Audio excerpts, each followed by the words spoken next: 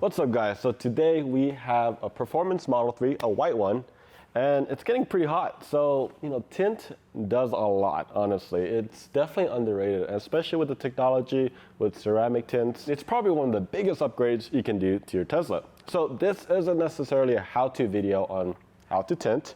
However, it'll show you the process of what professional tinters will have to do to get this car tinted. So let's get started.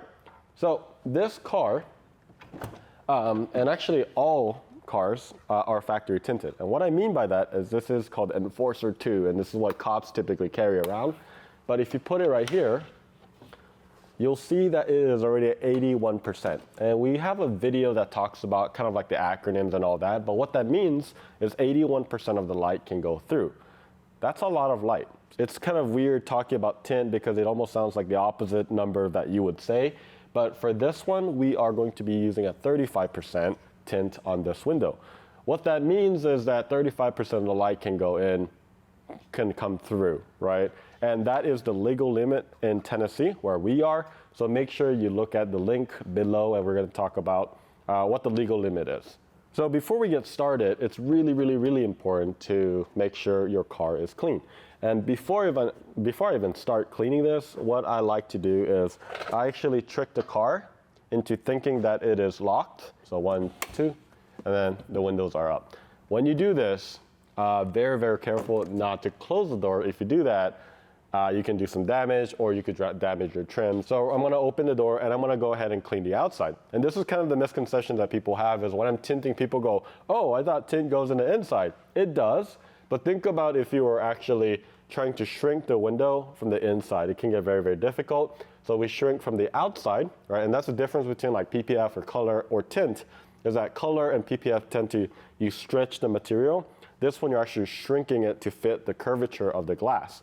And no matter how straight the glass looks, there is a curve, right? So you have to make sure you shrink it, and that's what we're gonna be doing. So this mix is really simple. It's actually very similar to what I use for PPF. It's the 7th generation. It's the one with no color. I like it. It has no smell. I'm not a big fan of Baby Johnson, the smell, so I kind of like this. But I go a little bit higher solution. So for example, PPF, I put 5 ml. I think for this one, I put about like 8 or 9. So it's a little bit soapier. And you want it to be a little bit soapy because when you do this process, you want it to, I guess, slide around, right? Because you want to slide it into place after you're done shrinking. And then after that, you would, squeegee all the water out. So first step is to use something like this. It's like a scrubby pad. And you're just gonna, this is a very dirty one. So I'm gonna do a lot more with this.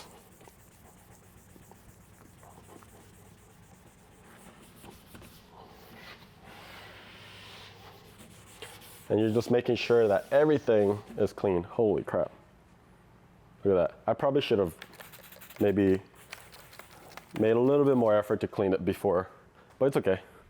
It's totally fine. All right, so then next step is you just want to use a squeegee and just make sure that you get all the water out. And the thing about tint, I thought about doing like do-yourself tint, but tint is hard because there's a very low, I guess, margin of error. If you get dirt and stuff, it's hard to prepare for it. It does take time and some experience to really get it. And so that's the thing. I'm gonna go ahead and clean it one more time.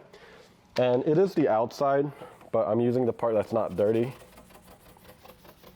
I like holding it because this is a frameless window. And really make sure that I get that edge. That's the part that holds a lot of that dirt. And then go ahead and clean that. And this squeegee is my outside squeegee, meaning I actually have a one for inside, so I'm not mixing my squeegees, okay? So that's very important as well if you are using a squeegee. Cool. But we're gonna go ahead and clean the inside as well.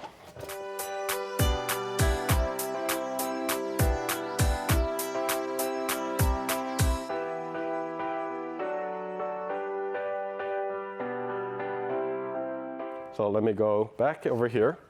And once this is good, what I like to do is I like cleaning the edges again with a blue towel or a microfiber. And even after I did all that cleaning, look at that. And you're pretty much trying to mitigate all dust around the area. And oh my God, look at that. And on the other side too, I want to make sure that I clean that dashboard. And why am I doing that? Is when I actually spray water and stuff, it's going to kick up the dust, and that's potentially, it can go on the window again. So I'm going to do it one more time. Reach over here and just do this. So honestly, this is probably the most, actually no, this is the most important step whenever you're doing tint. I think a lot of people try to do it really, really fast. I just take my time. That's honestly a better way. Because if it's dirty and there's like a piece of dust or a pebble or like a small little dirt right there, what happens when you're shrinking, you could actually crease that tint. And this is the tint right here. And you're probably wondering, how do you know what side is what? It depends on the manufacturer. But for example, the way I tell is, I don't know if you see this on camera, but there's a 3M logo. And if that is flipped, that's the side I want to put on the outside, because that means that that's the liner side. But I have my orientation correct. I've made way too many mistakes having the wrong side, but the 3M helps a lot. So you're just going to spray a little bit of slip solution, and we're going to shrink this. And this one's a lot easier because this is a frameless window. And what you want to do, and I'm just going to go ahead and spray a little bit on the outside, is remember the windows are all up. You want to extend it out as much as you can. So I'm going to go ahead and bring this down. And what you do is you never want to shrink on the sides, right? The way you cut the tint as well matters. So you want to shrink this way. So you never want to shrink that way. And there's actually, it's a directional shrink, right? So make sure you're cutting the tint correctly. So the reason why I spray on the top is so that I have lubrication and I'm not damaging it. This is a new squeegee as well. I'm going to go ahead and just do that. And then what you want to do is kind of pull that and try to straighten it out as much as you can. That's pretty good. And go ahead, and we call this making a house. So you kind of create a border around like that. So no fingers on this side. The top one should go away, that's fine. And then what you want to do is just bring it down, all the way. And you can see all these fingers just pop up, and that's okay. You don't want a giant finger right down the middle. Or wrinkles, really. You really want smaller ones, and it'll be a lot easier to shrink, right? And we're gonna grab our heat gun. So now that we're ready, I'm gonna go ahead and start with this one.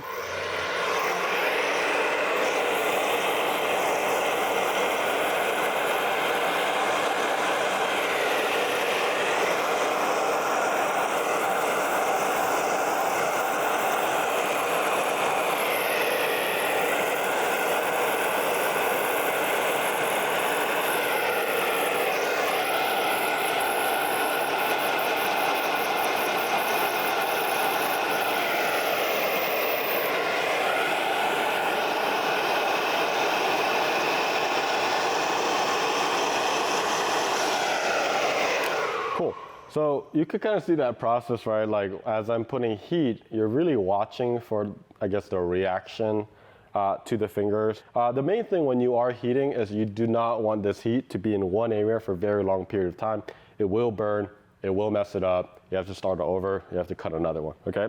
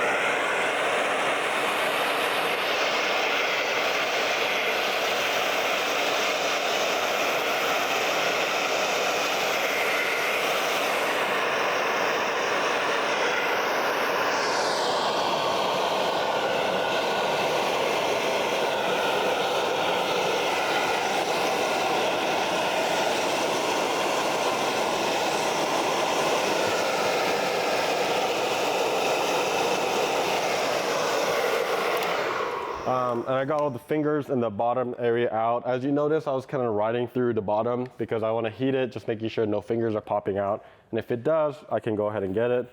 I like just cleaning the outside as well, and this will also help bring the temperature down on the window itself.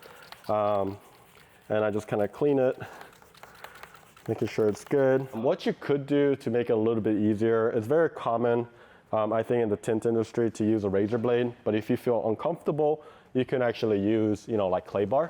But I'm gonna go ahead and clean the inside as well. And then for this one, this is like my final clean, so I'm gonna go ahead and get started.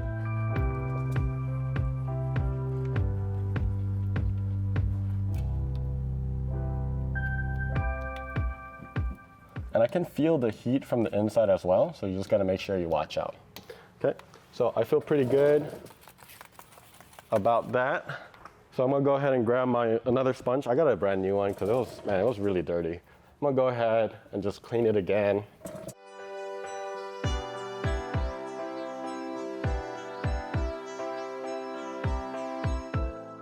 This is the area that does have a lot of dirt, but also it's gonna have to go under that, right? Because this is the glass right here. So what you wanna do is, as you're kind of spraying that slip solution, or they call it mount solution in tint, I guess. I'm just kind of loosening that because I want it to just kind of fall down in that area, right? And then after that, what you wanna do is we're gonna do final clean, and then we should be ready to go. I'm gonna go ahead and put that. We have the other squeegee, this is my interior squeegee that's cleaner. Go ahead and do one, just make sure that it's good. That should be pretty good. Before I peel it, I'm actually gonna put some gloves. The contamination actually happens mostly from you, actually, the person handling the film. So I like to make sure that it's completely clean. Make sure I'm spraying again, I'm good. And then we're gonna spray the outside again. All right, so right here, we're gonna go ahead and right away, just make sure you're spraying mount solution.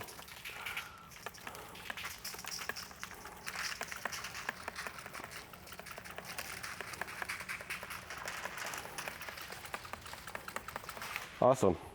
And once I feel good, again, I'm just gonna grab it and just pinch it right here. I'm just gonna transfer it right here from here, and then it's gonna mount from the inside.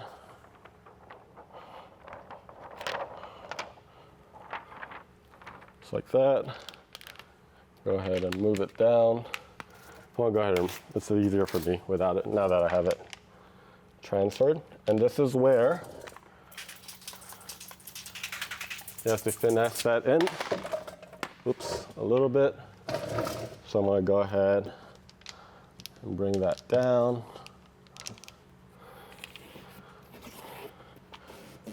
There we go.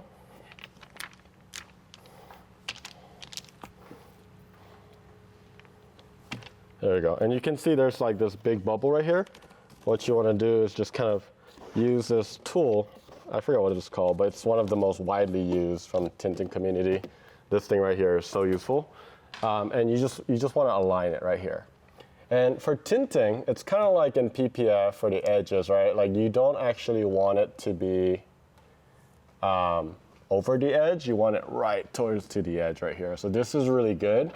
And you want to do the finger test all around to make sure that it's not catching.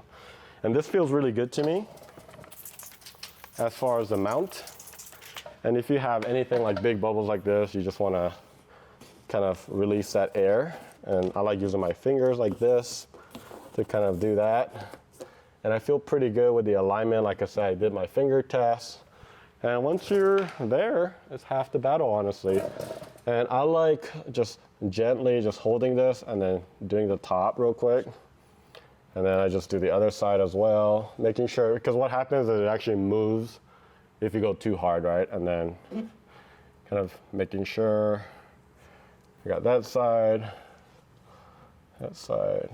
And then once you do this is my favorite part, you could kind of bring everything down.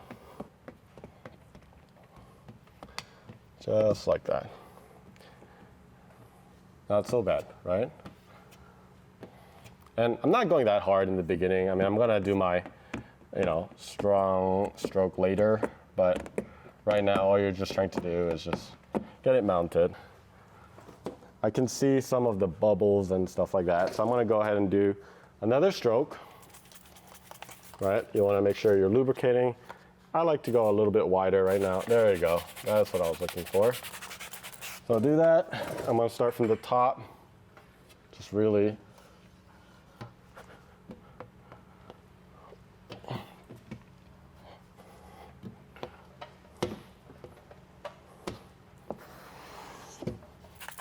but I'm gonna do one more, what we call the final mount. You got a couple fingers popping out, that's fine. And I'm gonna be using we call this a Blue Max. And this is when I do my final. Be gentle, but firm.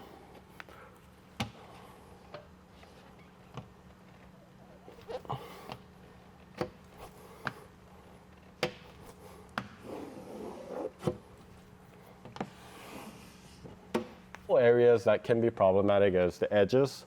It likes to hold some of that water. So what I do is I get this is my other favorite tool, this pink one. And what I do is I go through the edges and I get all the water out while I collect it with a microfiber, a clean one, right?